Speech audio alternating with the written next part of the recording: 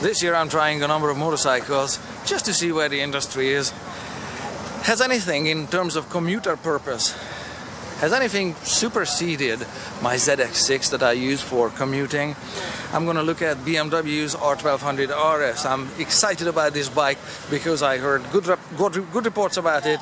It's got a nice fairing, a comfier perch than on my ZX, which would be straining my neck, an issue on the ZX6, straining my neck a lot less because the handlebar is not mounted here to the top of the fork with clip-ons that are angled down.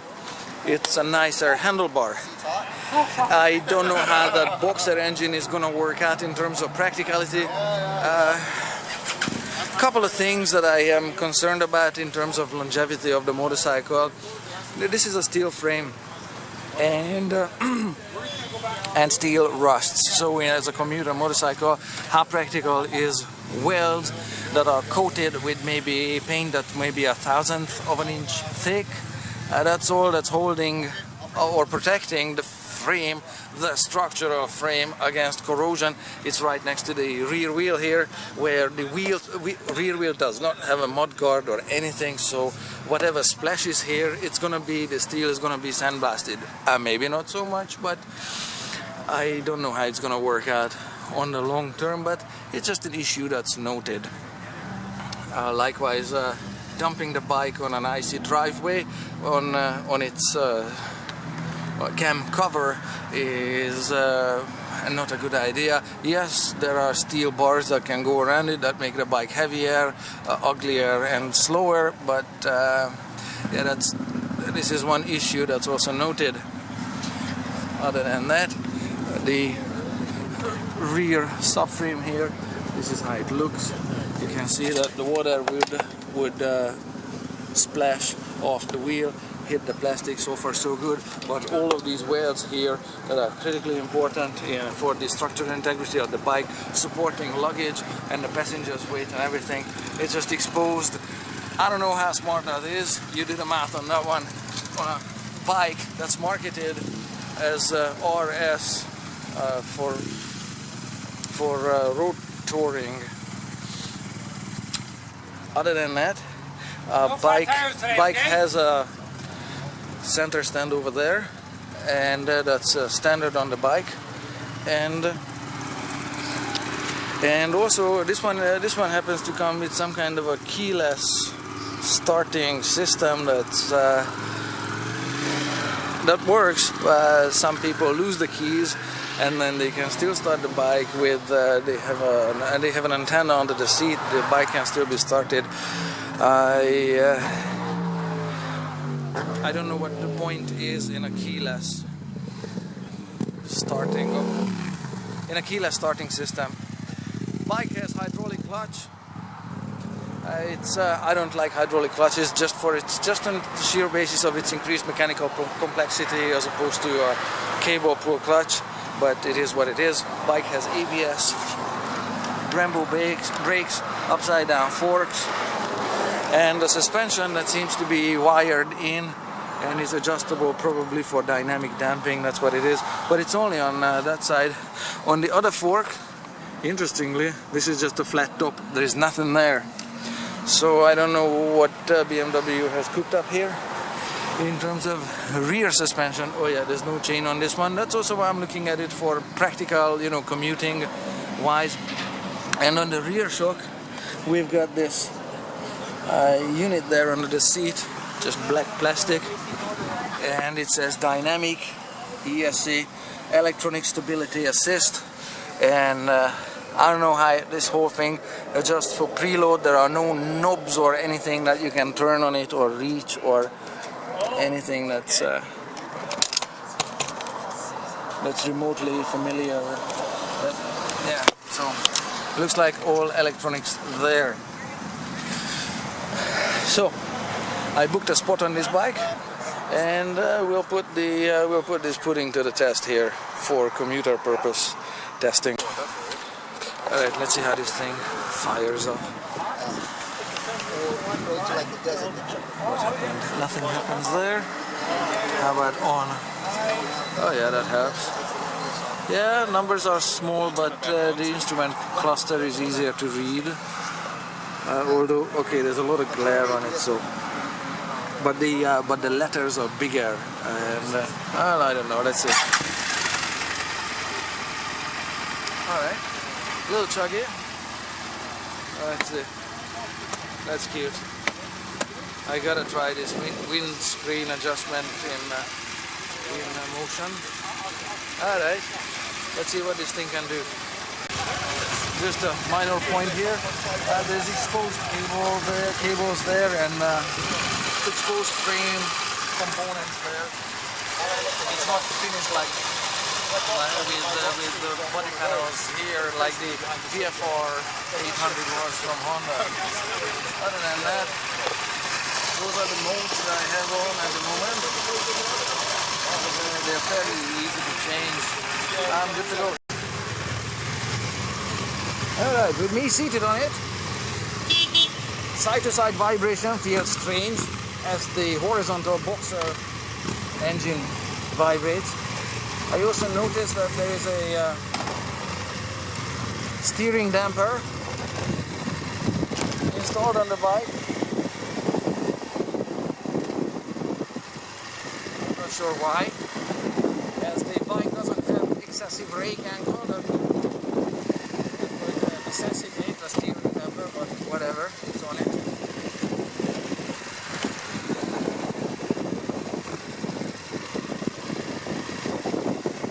The mirrors have a nice field of view, I really like it. I know you can't see my mirrors, but I don't have my elbows in my mirror. It's rare, it's exceptional. I like it.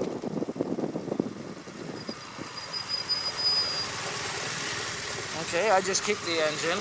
I mean, the engine. I just put my foot down.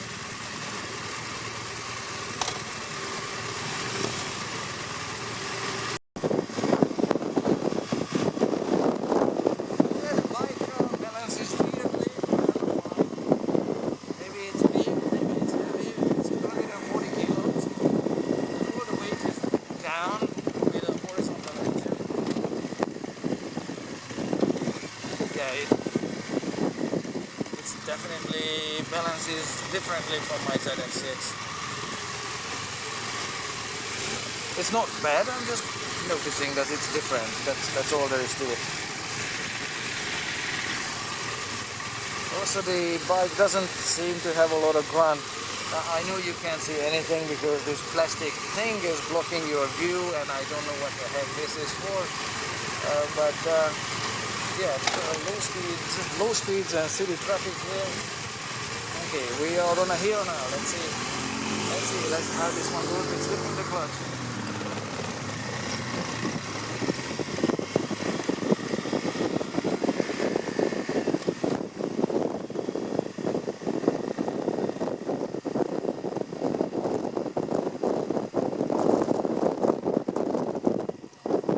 The bike sold something, bumps in the pavement fairly well.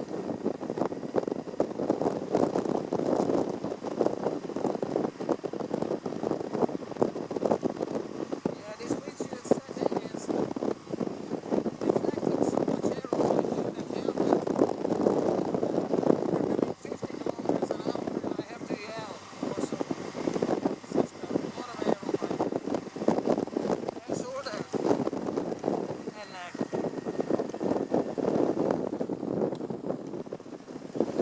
Let's try this taller windshield setting.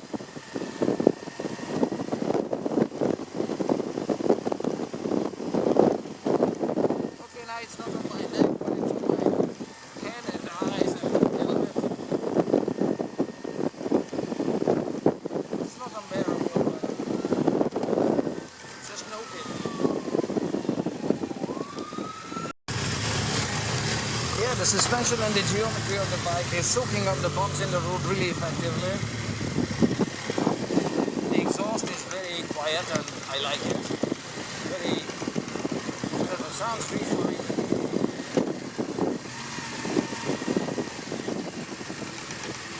And the bike does go, but it needs a lot of throttle twist, and it doesn't have any exciting exhaust note. It doesn't. It's not as an X6. It's just. And if you twist the throttle more, it's just gonna be louder. Yeah. So at city speed so far.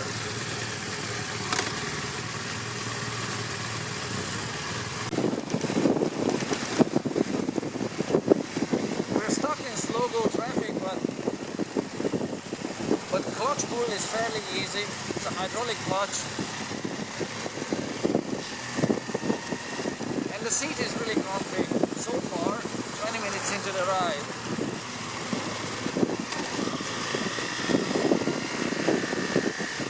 However, the seat starts buzzing and vibrating. It becomes a massage table at 4,000 RPM.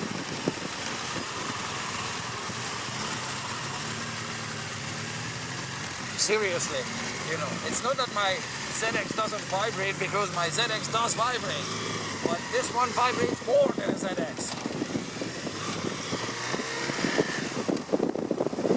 Over 4,000 RPM, very straight.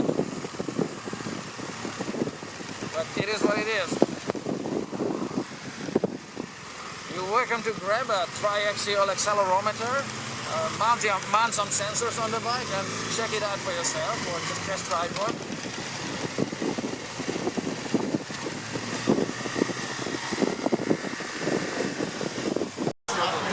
So, final conclusions and remarks. There's the steering damper down there.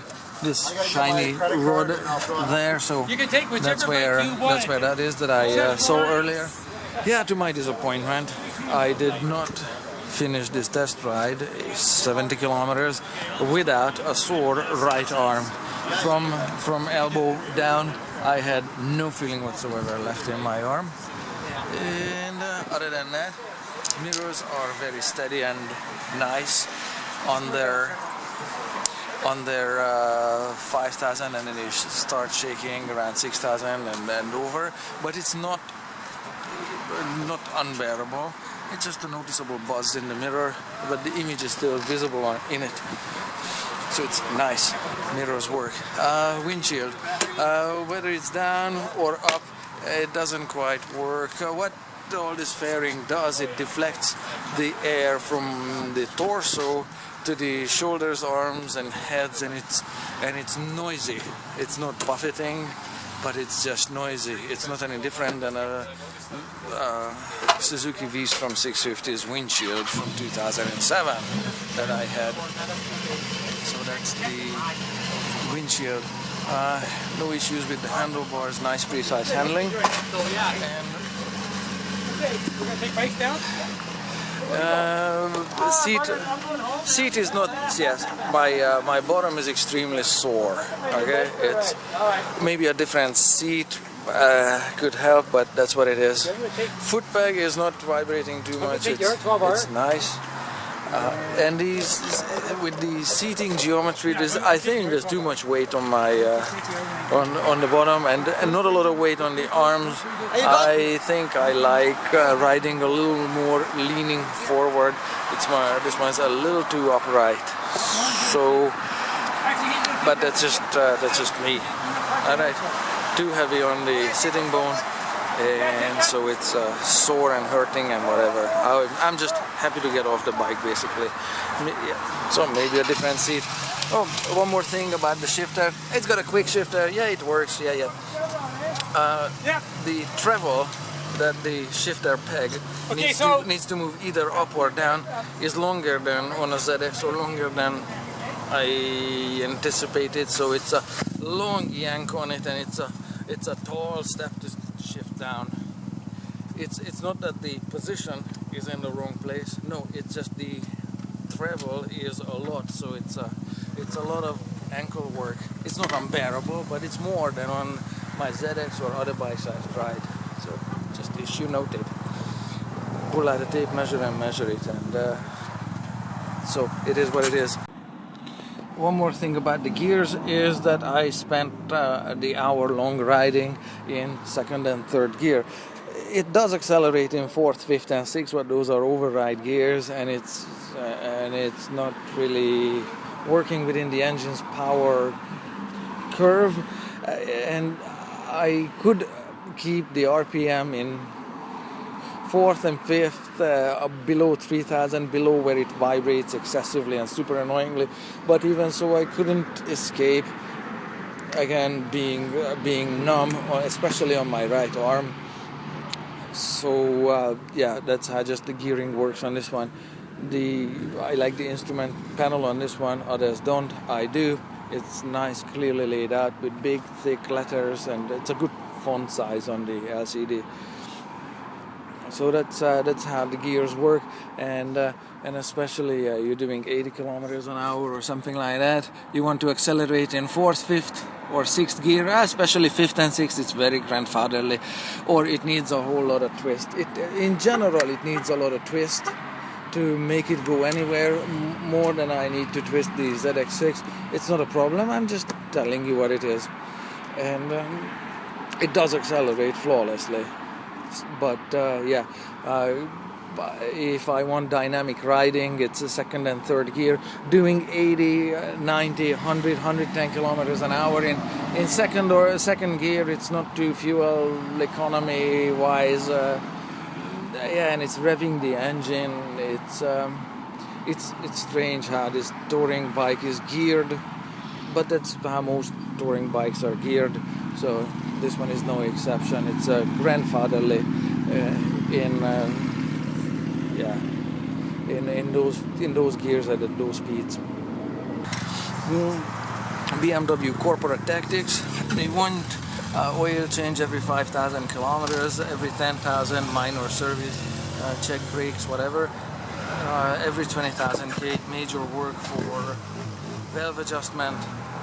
20,000, I don't like that number. I like 40,000 or more, but it is what it is. Also with this Boxer design, one item, the clutch is buried in there. If you want to do clutch work, you're gonna have to split the engine in half there, and the BMW's service manual says it's a 6-hour job to replace and install and reassemble everything. So that's for clutch work. It's just a characteristic of a Boxer engine layout where the clutch is not accessible easily. Anything else? No. That's basically it. I don't understand why the right side vibrates differently from the left side, but it does, and it's just a fact of life. Foot pegs are nice. Yeah, windshields don't work well enough, either tall or low positions, but so that's basically a wrap on this one.